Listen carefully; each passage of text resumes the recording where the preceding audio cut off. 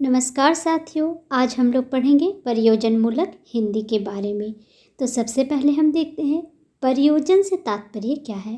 प्रयोजन से तात्पर्य है उद्देश्य अथवा प्रयोग, पर्पस ऑफ यूज, और मूलक से तात्पर्य है आधारित, बेस्ड ऑन। अब हम देखते हैं इसकी परिभाषा क्या है।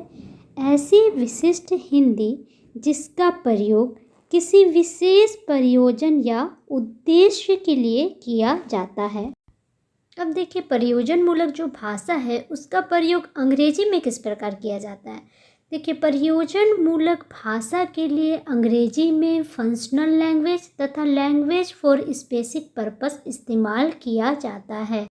अब मैं बताऊंगी इसके लक्ष्य के बारे में, तो आप लोग ध्यानपूर्वक सुनिए और इसे ध्यान में रखिएगा, आप लोगों को समझ में आ जाएगा। अब हम बात करेंगे इसके प्रमुख लक्ष्य के बारे में।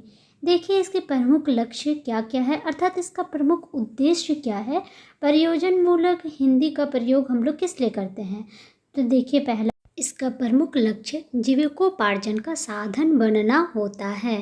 अर्थात इसका प्रयोग हम लोग कहाँ कहाँ करते हैं जिससे हम अपनी जीविका को चला सकें।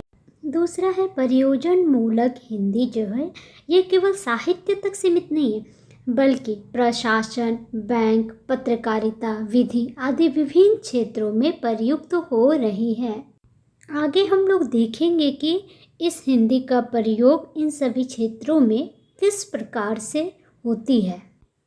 इसलिए शुरू से अंत तक आप लोग मेरे साथ बने रहिए और सारे पॉइंट को ध्यान में रखिएगा, क्योंकि एग्जाम में आप देखेंगे कि इससे भी बहुत सारे प्रश्न पूछे गए हैं। अब अगला देखते हैं विभिन्न व्यवसायों से संबंधित लोगों जैसे डॉक्टर, वकील, पत्रकार, वैज्ञानिक, व्यापारी आदि के कार्य क्षेत्रों में प्रयुक्त भाषा ही प्रयोजन मूलक भाषा का रूप धारण करती है। और ये सभी लोग प्रयोजन मूलक हिंदी भाषा का प्रयोग किस प्रकार से करते हैं, ये अगले वीडियो में हम लोग विस्तार पूर्वक देखेंगे।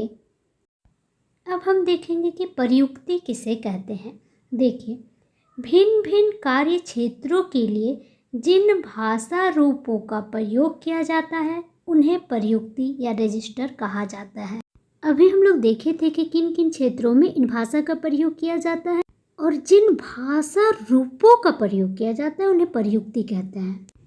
अभी मैं जितना भी पढ़ाई हूँ इसे आप लोग ध्यान में रखिएगा और आगे की वीडियो को आप लोग ज़रूर देखिएगा, क्योंकि अभी मैं जितना पॉइंट पढ़ाई हूँ इसे मैं विस्तार पूर्वक समझाऊंगी तो आपको सारी बातें बहुत अच्छे से क्लियर हो जाएगी।